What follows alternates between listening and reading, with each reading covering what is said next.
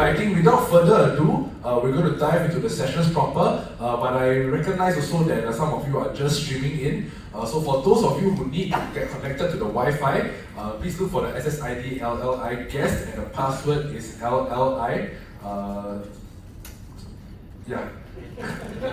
408601, that's right. I thought I could remember it, but I couldn't. I'm actually on my own personal data as well. And once again, for those of you who want to participate in the session's Q&A, head on over to pigeonhole.at, that is pigeonhole.at,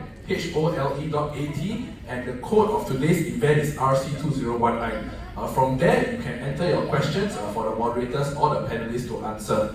So without further ado, we're going to start with the first session. It's a panel discussion, best practices to transform organizational culture in public sector. So I'm going to call out the speakers and the moderator one by one, and I'm going to need the audience's help to give it up for them as they come up on stage. So first up, we have Suhaili binti Abdul Hamid from Iskandar Regional Development Authority.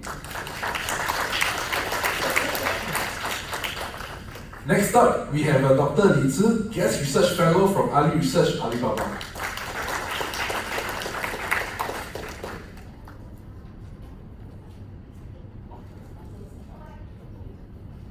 And last but not least, moderating this session, we have Leo Rosli Sali, founder of Smart Dad Asia.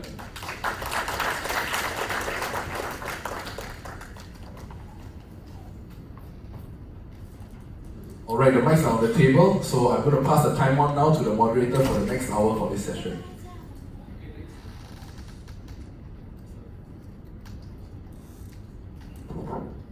Hello. Thank you, Daryl. And thank you everyone for having here this morning. And with these two distinguished guests, we're going to share a lot of things, okay, especially on the session they're going to have this morning. But first and foremost, just for apology, we are not having Mr. Devon Effendi. He can't make it today. Okay, last minute he mentioned that he has something else to do, so we're going to have two distinguished guests. Okay, to start off for this event, let's not waste time. I'm going to get them to introduce themselves shortly about themselves before we go into the actual topic. Okay, let's start off with Dr. Li Zi. Can you just explain, share about yourself shortly? Thank you. It's my pleasure to be here. My name is Vince, and you can call me Z. I'm a guest research fellow of the Ali Research from Alibaba Group. I'm also the research fellow for AUS Logistics Institution. Thank you. Good morning, everyone. I'm Suhaili Abdul Hamid. I'm from Iskandar Regional Development Authority, leading the Quality Living unit. I think few of you saw my name card and they were like, wow, this is such a huge portfolio when you're talking about quality living. Yes, it is, but we have some focus areas that we're looking into, including community networking that all of you are doing today. We'll share more about Iskandar Region and Irda later. Thank you. Thank you very much. And for the first topic today, we're going to discuss about the best practices to transform organizational culture in public sector. Okay, so there's a lot of discussion today, and first and foremost, we also wanted to have a questionnaire from the ground later. Okay, please prepare whatever question you're going to ask so that we can have a good interaction, and from here we will compile all the questions and we see what can improve, okay, for the future. Okay, let's start off with Dr. Lee. Alright, so what do you have to share? What do you think about the best practices to transform this organizational culture in public sector? Maybe you have your views to share. Okay, I will maybe use British this year. Thank you. Okay, thank you.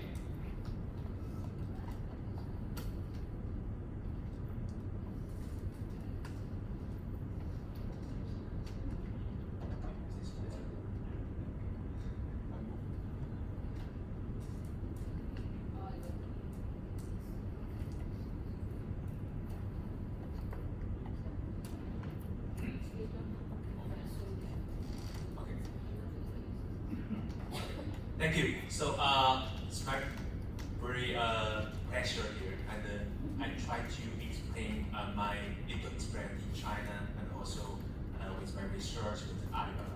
So actually, I will tell you very short story, which 2012 or 2014, that time Jakarta, we made that the township in Suichang and Zhejiang province. Actually, that time it's 1 week, actually 2 months before they restart the Wall Street.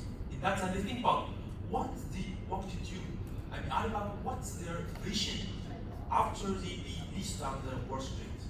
How they can be participating in the public-private sector system, which can maybe provide more like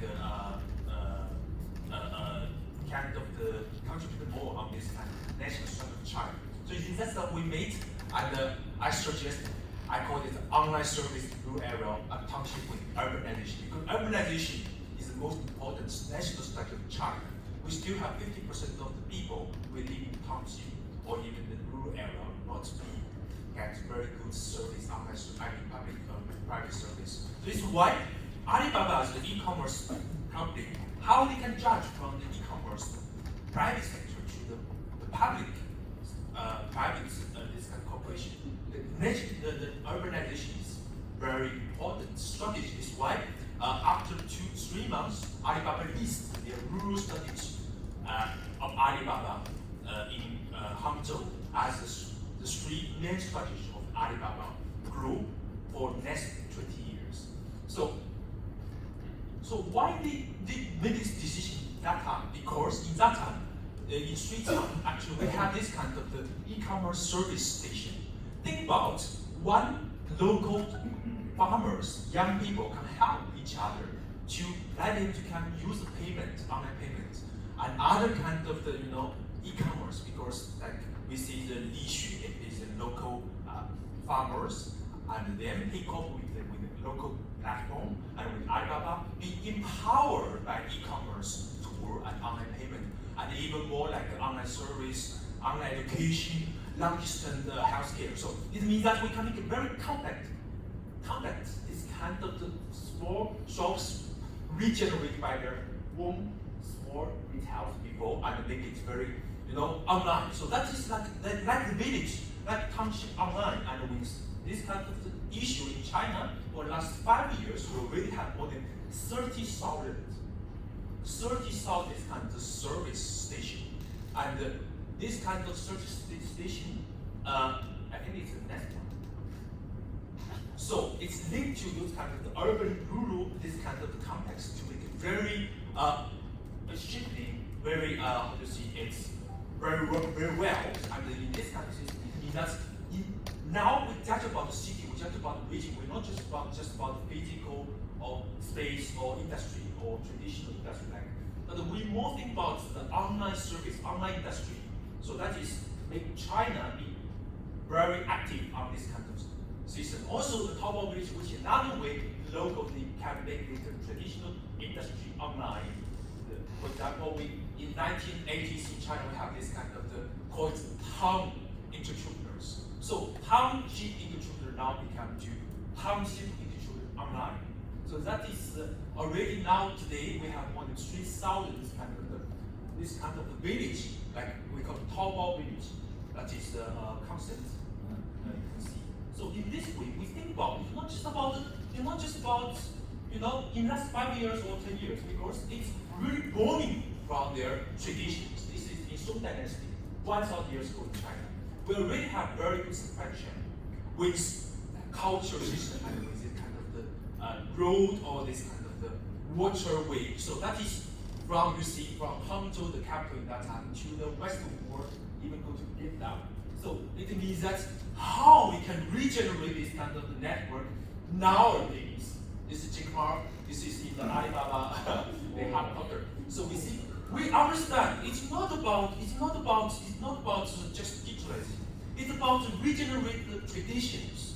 This is why wins this kind of the strategy, this kind of the network. You can see from the Taobao, Alibaba, from also central government. You see this government, Wang Yang Prime Minister, Vice Prime Minister, with the local government, you see the Suichang local government, with also the national states, the complex make together to make this complex but also very efficiently this kind of system to promote this kind of digitalization from the urban area to rural or township area. So that is, I think, I call it online urbanization. So with this kind of different flow of information and money, and also the logistics and so on, so it can make this kind of complex new kind of urbanization. So that is two books I can introduce to you, and this is English one, maybe later you can send me email, maybe I can send you somehow. So anyway, what I want to say the conclusion is every country, every region have their own way, by their tradition, by their capital, the social capital.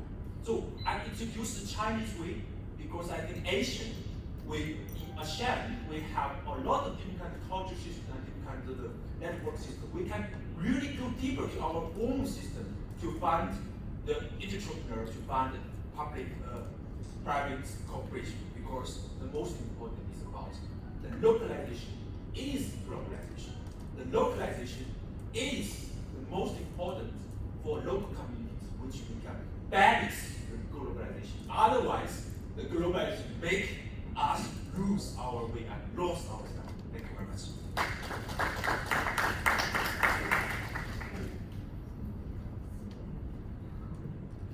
Thank you, Dr. Lee.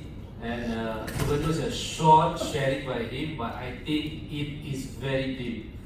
Okay, and talking about transformation, wow, you just saw what he shared, and there's a lot of things that we can do together. We can in fact do the transformation together, and here we're talking about ourselves, our strength, right? And next, moving forward, let's have the next guest of honor, okay, Cik Suhaili. She will do her sharing now. Thank you.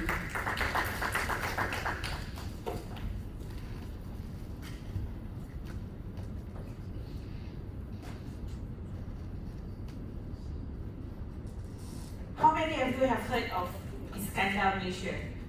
Okay, at least we have a few hands out. That's comforting. I was afraid that my only colleague here is the only one who will be putting up his hand. So at least 20% hands up. That's quite good. Our marketing team has done quite a good job. Okay. When I received the invitation to actually talk about, sharing our experience with regards to transforming government work culture, that's quite difficult for me to do, because the first disclaimer that I'm going to say here is that I'm no transformation expert. I'm not a organizational transformation expert. But what's good is that you mentioned that this is a knowledge sharing session. So what I'm going to do is just share my experience throughout this Iskandar Malaysia transformation from what it was, the normal Johor Bahru city, to what it is today. I'm very fortunate in the sense that I've been working in this project since day one. I was from Hazana National. I'm originally from Batam, orang Batam, Kampung, and then I worked in Johor Corporation, and eventually got the opportunity to work with Hazana National, which was mandated by the government in 2005 to actually come out with the concept plan of how do we accelerate the economic development for Johor Bahru. At that point of time, some people even when comparing JB to Singapore, people were saying that JB is hinterland to Singapore. So what would be the best strategy to actually accelerate the economic development for Johor Bahru? Purely because we want the people in Johor Bahru to enjoy the benefit of economic development. It's not about just economic development, having more physical developments in Johor Bahru. It's about how do the people benefit from this economic development. So that's the spirit of economic development at that point of time in 2005. So from there, just sharing for those who have not heard of Iskandar Malaysia. Somebody mentioned Iskandaria just now. So it actually, when he mentioned Iskandaria, I was like, oh, somebody knew about Iskandaria, because when we first started, when we were drawing up the concept plan, even before it was launched in 2006, that name actually came up there was, we have few, in terms of branding, we have few options. Iskandaria came up, so I was like, oh, somebody knew about Iskandaria. So at that point of time, when it was launched, it was South Johor Economic Region, and then Wilayah Pembangunan Iskandar, and now we're known as Iskandar Malaysia. It has gone through a few branding exercises. So Iskandar Malaysia is at the southern region, or corridor, not really corridor, southern region of Johor. In terms of district, Johor Bahru, we have Johor Bahru district inside Iskandar Malaysia, Kulai district, and a small portion of Pontian. We are now considering expanding our boundaries, but that's something that will take a longer time to materialize. But we were the first one in terms of economic corridor that was concept that was created by the government at that point of time in terms of economic development for the whole of Malaysia. They're talking about more economic conurbations that has to be created within Malaysia, not only Kuala Lumpur or Klang Valley. So we were the first one, we were the first test bed. Khazanah, I think naturally because they are the government economic driver for the whole of Malaysia. They came up with the concept plan. In terms of the size, compared to Singapore, we are 3 times the size of Singapore. Comparing to Putrajaya, we are 50 times the size of Putrajaya. At this point of time, in terms of population, we have around 1.9 million people residing within Iskandar Malaysia.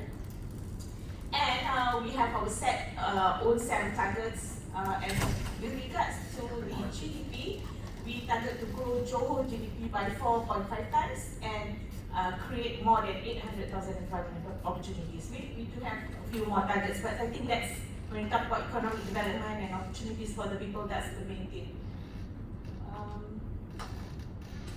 Okay, so the challenge we had at that point of time, we were given the mandate by the government that when they create Iskandar Regional Development Authority, the government side, not the developer. We're not supposed to be the developer. We are the authority.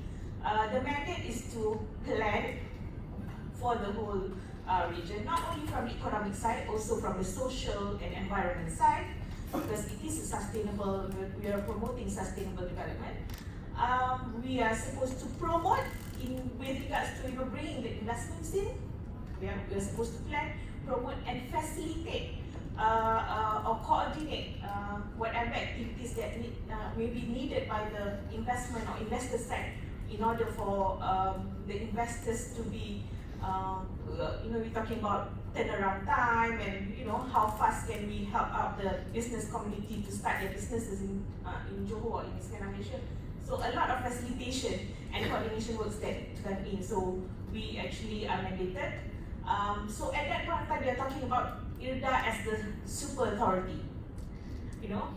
So when we talk about super authority, people, Superman, someone with a lot of power.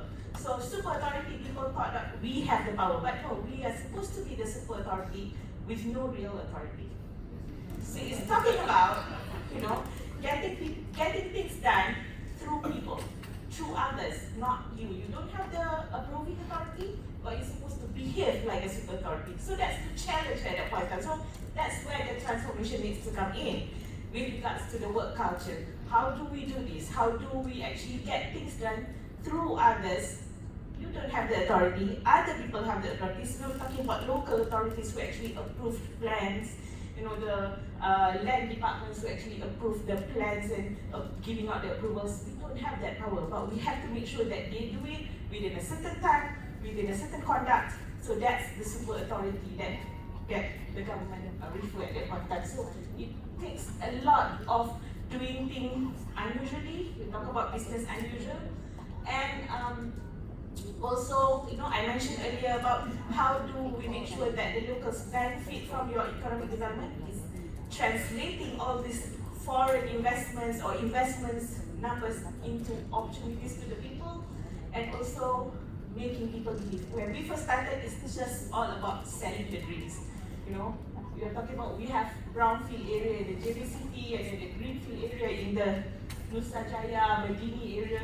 So it's just selling dreams, making people believe that one day we're going to be like this. So it's transforming, trying to tell people that this area will be transformed one day. So that's the challenge at one point. So now that we've been here for maybe around 12 years, I think 12 years, we've seen a lot of changes in Johor Bahru and also the whole Iskandar Malaysia area. Some changes with regards to the work culture. So I'm going to share you what we've done so far. I think these are the key success factors with regards to how we did it in Iskandar Malaysia.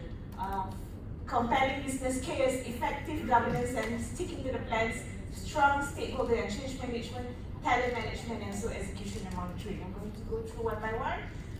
Okay, when we talk about compelling business case, it is important, I think, first thing first, we need to have that business plan. So we do have our comprehensive development plan developed back in 2005-2006, and it is always planned for this. The plan is actually making sure we reach our targets that we listed out by 2025. So that's clear plan. We have the framework ready, we have the strategic trust ready, what are the action plans, and also we make sure that we are clear where we're going to with regards to the targets. So if we can do this, share with our partners, share with our peers and all the government departments within the Iskandar region and also the Johor. So they are very clear where we're heading to. So we need to have a clear vision and clear targets, and it is always shared with our partners. Secondly, we talk about effective governance and sticking to the plans. Okay, how do we make sure, you have plans, you want to actually make sure that these are executed by others, making sure people actually, have common goals as you do. So you need to have a little bit of legal framework there. So we have our act, we are actually formed under the Parliament Act. So, people cannot come today and say, we are going to close you down just, that easily, because we're actually formed under the Act. It has to have a legal framework. And the board of directors, in a normal company, you have board of directors. We do have the board of directors, but we call them as members of authority. And the chairman to actually show that it is a federal government. I hope there are, most of you understand how the Malaysian government works. We have federal government, state government, and also local government. So to show that the federal government and the state government is committed to make sure that this happens, we have the Prime Minister of Malaysia represents the federal government, and the Chief Minister of Johor as the co-chairman of our board. So that actually, make sure that this top-down approach is actually undertaken, and we have few other members of authority from the federal side as well as from the state side, and we do have corporate sector reps as well. So that's the governance side. And when we talk about sticking to the plans, I mentioned earlier we have our comprehensive development plan. First one developed back in 2005 and launched in 2006. And we have our review in 2012 and launched in 2014. So your plans need to be reviewed as well. But we stick to the original vision, stick to the original target. It's reviewing on the approach and how we do things. Yeah, we do review that, and we have blueprints that detail out with regards to the action plans. Next is about strong stakeholder and change management. I mentioned earlier, we have to be super authority without really having authority. So it's a lot of coordination works need to be undertaken. So we need to have a strong stakeholder support to make sure that they buy into what we are selling, what we want to do for Iskandar Malaysia, what are our plans, and making sure that the plans are aligned. It's very difficult if everybody has their own agenda and has their own plan when we're actually planning for the same region and the same area. So we want to make sure that the local authorities and the government departments we are aligned to their plan, and they are also aligned to our plans. It's all about making sure we're going to the same shared common goals. So we need a lot of stakeholder support, and also if there needs to be a change with regards to their plans, there are a lot of change management activities that needs to come in. That's where the engagement part, you do almost on a daily basis.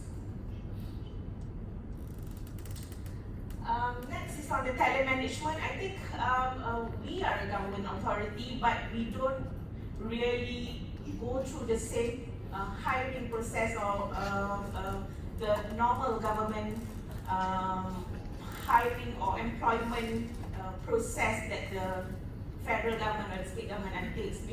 We are run like a normal corporate companies because we want to bring in the talents.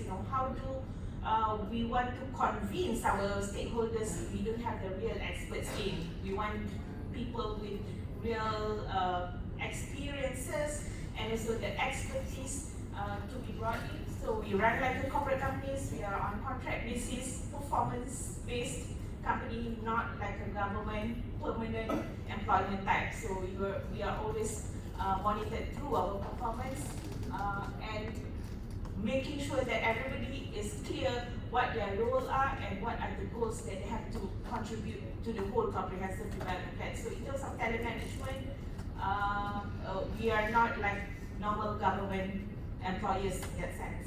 If we were to compare to our friends from the government departments in Malaysia. And last but not least, we're talking about execution and monitoring. We form our own projects and program management office to make sure that all the plans are executed as per the timeline and deliverables that we have actually committed to the government. And we actually do this together with our other government departments to make sure that whatever they are doing is also contributing to the goals that we are trying to achieve for Iskandar Malaysia. I think in terms of the key success factors, those are the 5 that I've shared. But just before I actually close my sharing, maybe I would share, at organizational level, we are also, IRDA as an organization, undergoing our own transformational exercise. After 10, 12 years, we are moving towards our last phase of development. What do we do now, and how do we behave? So we are now actually going from a normal departmental, divisional type of organization. We're going to project-based organization, but it's still very early, preliminary, very testing out phase here still. So when we actually undertake the first phase of our transformation exercise, we look at what are the driving force and restraining forces with regards to transformation. Why do we need to transform as an organization? So we listed out all those factors, and also we did our SWOT analysis. How do we actually match the strengths and opportunities, and also convert weaknesses and threats into strengths and opportunities. I think these are the things that we need to do at organizational level if we want to transform. And as a conclusion, I think what I can share with you, when we talk about change or transformation, or trying to shape something from one shape to another, the first thing that would make it successful is whether you have a very, very compelling reason. If you don't have a compelling reason, then after some time the motivation will fizzle out.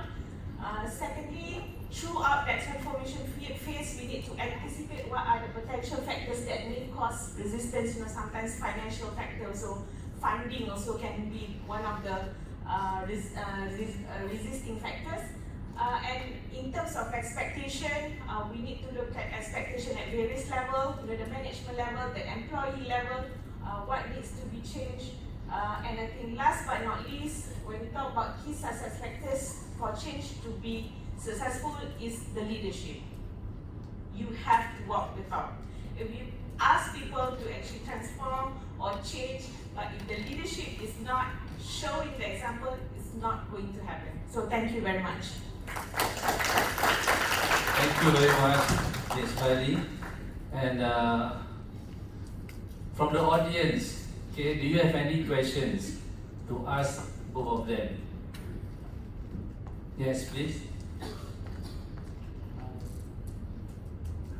Okay, I think as just start off, I want to ask Dr. Lin Zi. The story that you shared is a very interesting one. I do want to ask something in relation to Alibaba's experience, maybe just to enlighten the audience, because I have been my friend's been recently to this place in Zhuji province.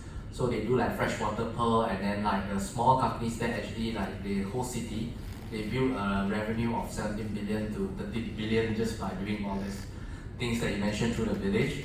So in terms of one of the challenges in Malaysia, what we found that actually changing the behavior from people, adopting things offline to online is something very difficult to do. So I don't know whether in your experience there's a way that you can educate the society, says that, oh, this is an online thing, this is an in thing now, and then orang kampung say, oh, I prefer to still stick to my house and stick to my relatives. So maybe you can share some insights. Thank you, my friend. So I think it's really important question because also based on National University of Singapore as researcher, a lot of the local and Singapore friends also ask me, also government ask me, well, we also have the same issue here in Singapore, right? Yeah. So as an advisor for Alibaba and also an advisor for some digital companies in China or also in Bali Island, and also because we do some this kind of the community development in Bali Island. So what I believe is the motivation is the most important. So how do you let people want to do it? For example, in China or also in Bali Island, I think it's about they want live in their hometown with respect. You see, think about it. Most people they move to the big city because they need the money, but they do not get good respect. This is a very important social problem in China because we call this the farmer worker. They do not get really engaged in their urban policies or urban health care or any of these kind of stuff. So this is why they choose to go back, because they choose to go back with their children, with their families, but they still can try to find the good way to jobs. So I think the online organization is about first jobs. So with e-commerce, with online service, you got jobs. So this is why people have a motivation. Of course they have to learn. But for example, one case is more than 50 years old, auntie in the rural area, and she told me, wow, why not you Alibaba or you digital company give me the iPad, the pad, because the pad I don't need to, I can make it better like writing, because I cannot type, right? And then I can go to winding or even every kind of activity I can sell. I can also like a new book, for example, there's wind. I was sure, okay, why not have the street moon trip? And yeah, you see, take it. We plan the trip for you, maybe about that, right? So, for example, this is the motivation. This is also the way. I don't think there have any kind of difficulties for people to learn technology. The only way, because now technology with the smartphone is very easy to learn, even too big. But the only thing is about motivation, and the only thing is about based on their local this kind of respect, which they can get better life and better service. How's your idea? I think he shared with you his experience in China. If I can get it correctly, I think the question is about how do you get the community to accept new change. I think the basics always come back to what's in it for me. Even us, if you're talking about us as human, if people ask you to actually change from your status quo, from this situation to another situation, or changing how you work from this way of working to another way of working, you always think about what's in it for me. What's the benefit for me if I were to actually adopt to these new changes. So I think that's the basics of it, the details that have been shared by Dr. Just now actually gave some examples of how they were done in China. Thank you. Okay, any other questions? Yes, please.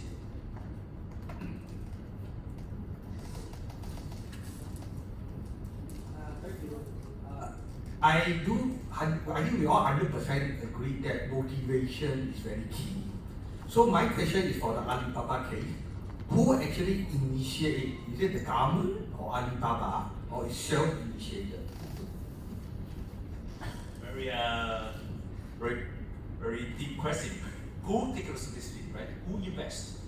I think it's the most important. I think also to our Japan case. I think this is why I think public relation is very important. So in that case, we are indoor, right? I can maybe share it in detail. So in that case, I personally in Japan, I said, you are e-commerce company, but if you want to engage to national strategy as get support from government, from central to local, you have to put big vision. Of course, you will invest, but this money is benefit yourself, because in China we know this is political driver, right? So you follow the right direction, and you also get much more new customer with half of Chinese, 100 billion people in rural, in township. You got to that. So I make this decision. I think it's perfect. Last 5 years, Alibaba only invest direct money, the cash, more than 22 billion Singapore. So with the any financial, it will more than maybe 5 billion Singapore. But this money, what we got? During this kind of China market trade war, so China cannot really go, make an international trade. But inside, the consumer is growing. So to township, to this kind of county level, it's really go very fast. This is why Pinduoduo, maybe if you guys know other kind of the company. So this is why we like the Alibaba, we get this kind of the strategy, like we see future, not now. 5 years, Alibaba culture is like, we think about future, and then we make scenario of future, and then we see what we should do tomorrow, and then we see what we should do actually now. So this kind of the thinking strategy, this is why I think, this is why Alibaba, they did it, the investment, and then they got the government support.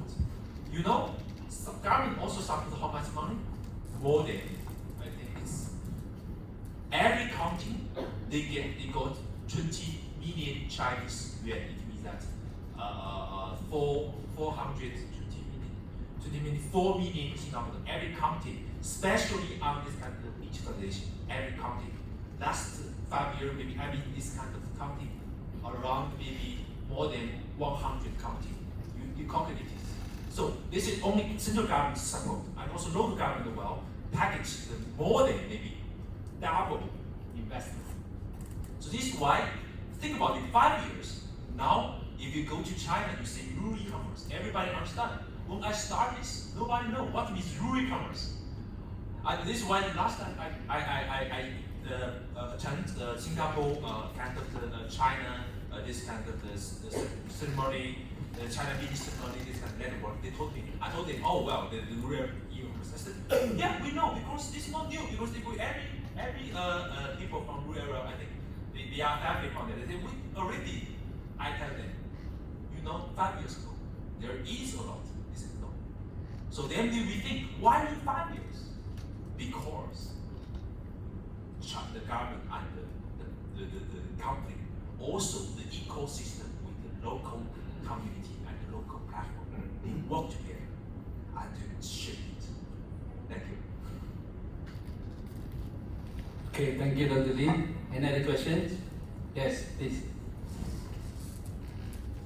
Hi, good morning. My name is Taufik from Iskandar Regional Development Authority, but I'm not going to ask my colleague. Okay. The question is definitely to you, Doctor. I'm intrigued with your comment just now in terms of the localization is the way moving forward for globalization. That's what you mentioned. And also, I'm kind of thinking about that statement where basically localization from the common perception is that, if you have that economics moving around within that area and you will contain certain kind of unintended consequences that basically drive towards the idea of urbanization. What I'm trying to say here is that basically it sounds more like an academic kind of question, but what have you thought your mind into when you talk about this 21st century urbanization? Is there any possible challenge that you foresee in terms of these unintended consequences coming from that urbanization when you open up all this less urban area for economic development and so on and so forth? And perhaps if you have that kind of vision, what would be the solution, that you might have it on the table? Thank you. Thanks, my friend from Stakeholder, right? And also, I think we maybe will discuss about this. I think we should, because I think it's very interesting, because I really want to know Stakeholder, because I think Malaysia, I think it's really a big market, and also really move on about the same issue like China, because I think Malaysia and China somehow have a lot of similar problem and the situation. So your question about urbanization, I'm an urban planner. I got my master's degree from TU Delft, Netherlands.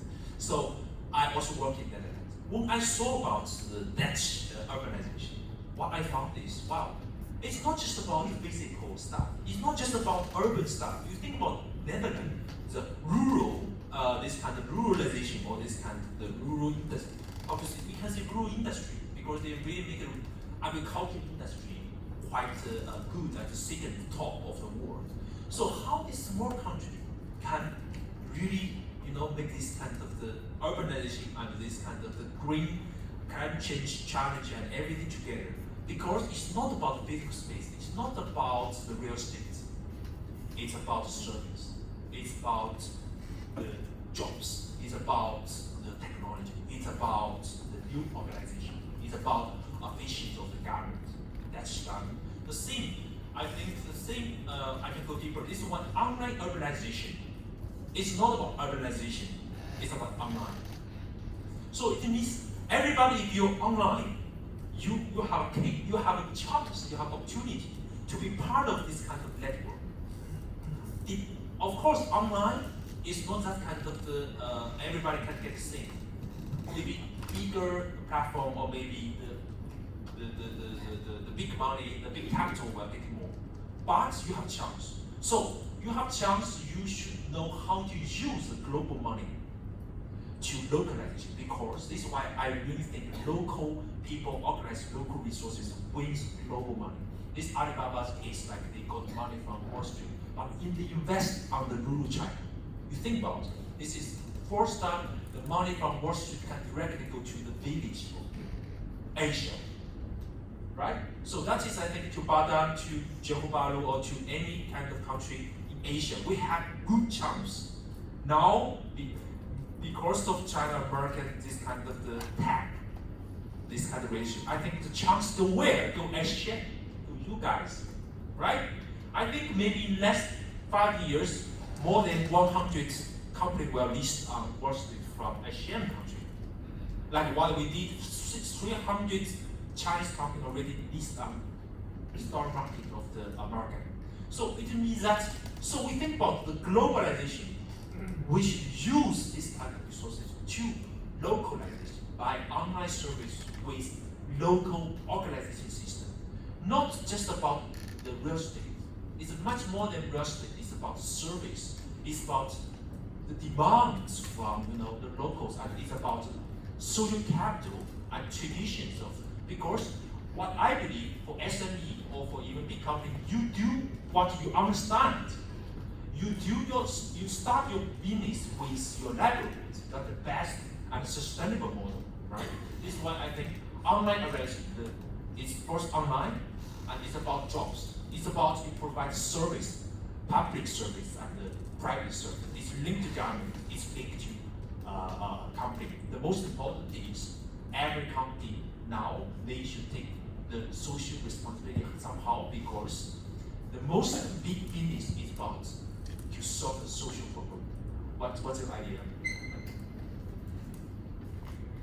I was like, no, I don't have to say anything. Like he's trying to actually make me say something. Yeah. Because the question came from a colleague, I thought I don't have to speak. No, but if you're talking about sharing, he mentioned about unintended consequences. Iskandar Malaysia, of course, after a few years we've seen a few unintended consequences when we talk about development, urbanization. I think people are very familiar when now it's about how do we handle the property overhang situation. So those are some of the unintended consequences that we have to face. Some of it have been anticipated before, and we can actually undertake the mitigating efforts. But those that we don't have any or unanticipated, that's where the collaboration or actually a coordinated effort between all the government agencies and government departments had to be undertaken, to see how do we overcome this challenge that we don't anticipate when we first plan for that region. So that's I cannot share because I'm not in that that strategic think tank group that actually come up with the action plans for that overhang property situation in Johor or in Iskandar Malaysia. But I'm sure the team is actually coming up with the plans on how do we handle or mitigate this issue. Thank you. Any other questions? Online, okay. Can you use the mic? Okay, so I have this ready now. The most popular photograph, what are the challenges you face when you transform rural communities on online platform or network? Please repeat. What are the challenges you face when you transform rural communities on online platform or network? Okay, I read for you. Okay. What are the challenges you face when you transform rural communities on online platform or network? Yeah, I think it's really interesting question because I think the most important is the most big challenge about government. It's about government because at the beginning the rural economy started. I think the governments they do not realize this is new kind of the solution. Maybe not here, but some governments, local level, central level, they never know. After 2 years, they really realize that they put a lot of money. So this kind of at the beginning and the local government they do not know, and they do not invest. They do not put on agenda. But some of them they did. This is why some parts, the Taobao village or this kind of rural comes very very fast. From at the beginning to only 200 Taobao villages maybe 3 years ago or 4 years ago, and then until now 3,000. Think about this. So it's not that every country have maybe 10. It's not like that. It's like maybe one have 100. Okay, another one have nothing. Right? This is because of the first challenge about government. If the people they understand this kind of logic because they based on Zhejiang, which is nearby Alibaba system. They know and they push it. Now they do this kind of government, judge governments, this kind of responsibility. Immediately, if you did well, you get hired. This is why now government really engaged. And second, it's about investment. This is long-term investment. Until now, Alibaba invest, as I told you, a lot of money. But they didn't got it. But they got this the number, the customer win. For example, think about the 5 years ago, the rural e-commerce, they only occupied the totally this kind of business only less than, I think less than 2%, maybe only 1 point somehow, maybe even less. But now it's 15%. In 5 years, it goes 15 times. And you know that totally this kind of package is going also very fast. It means that more than 15, more than 10 times, more than 15 times, right? So, but still didn't go to income. Still on the invest, for example, logistics. Every package from town to the rural area, the Alibaba pay 50 cents, 50 cents Singapore dollar. It's cheap, but still big because you think about somehow 100 millions of packages every year, right? So that is second, I think, two things. It means that the government and the private sector should really understand the long-term strategy. Otherwise, it cannot work. Thank you. Okay. Last question. Okay. Another question from the audience? If not, I'm going to ask my question now. Okay, I have a question for Cik Suhaili. Talking about transformation, talking about mindset, I was just wondering, based on the sharing that you shared on the transform you're going to do for Iskandar area, what are the challenges, key challenges you face from the community staying in Iskandar area?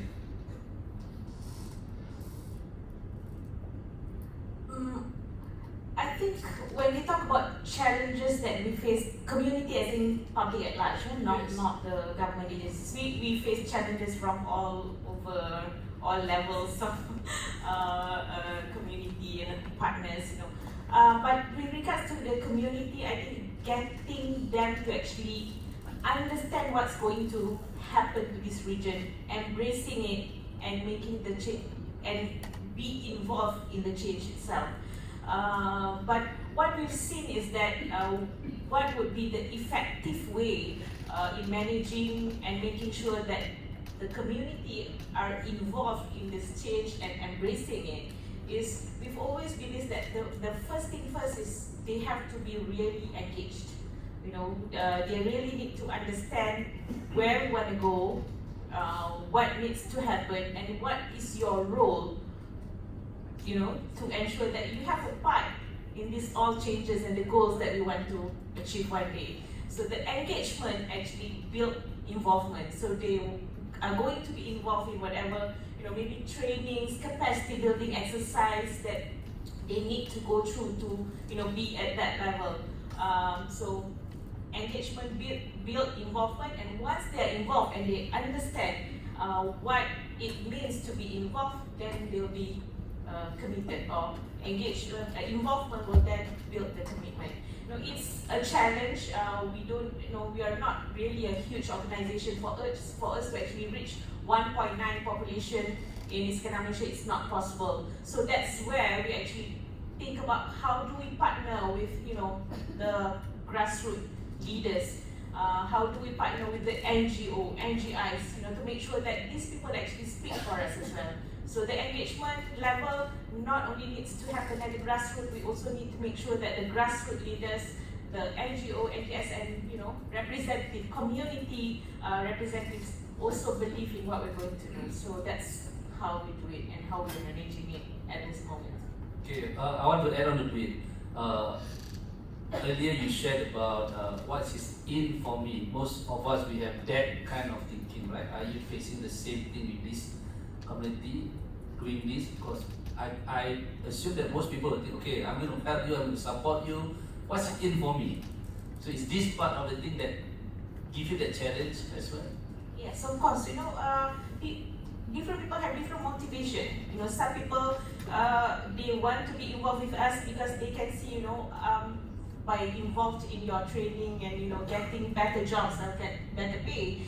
But there are also people that's not their motivation. I just want to have a better quality of life. I want a better road. I want the government to serve me better. So different. That's why the engagement process is not only about us telling them what we want to do. It's also understanding what you want, so we can actually do this to serve you better. So that's it is a process. It's always a process. We need to do it over and over again. People always have the tendency to forget. Their motivation will not be the same. Today they are engaged and they say, yeah, I want to be part of you. Next today, somebody tell them that Iskandar Malaysia is screwed up, so they will, change their mind. So it always happens. It's something that always happens when it involves human, it involves people. I think it's a lifetime job for us to actually make sure these people understand where we're going and what we're going to do, and please be with us. It's a lifetime job. Yeah, thank you very much. And to summarize, I think the basic ground over here, we're talking about transformation, is getting people to come together and to understand each other. We are all different, but I think the belief, whatever we believe, can put us together and move forward. Okay, thank you very much to Dr. Lee, okay, our panelists, and also Swahili. Okay, so I'm going to pass over to the handsome MC for the next session. Thank you very much. So, can you guys stay on the stage for a moment?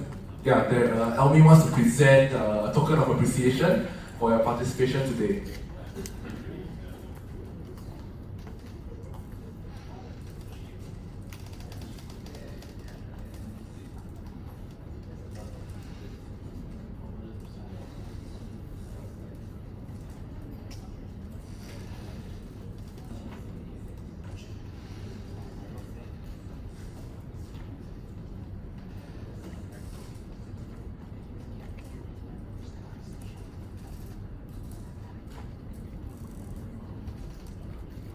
Let's give it up for Leo.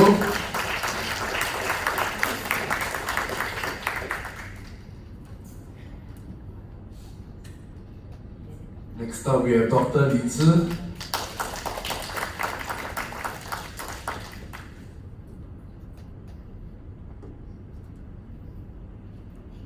And Suhaili.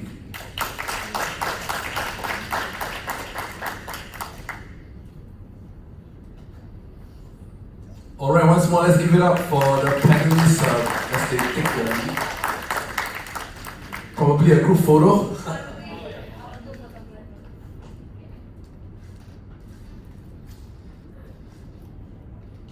Alright.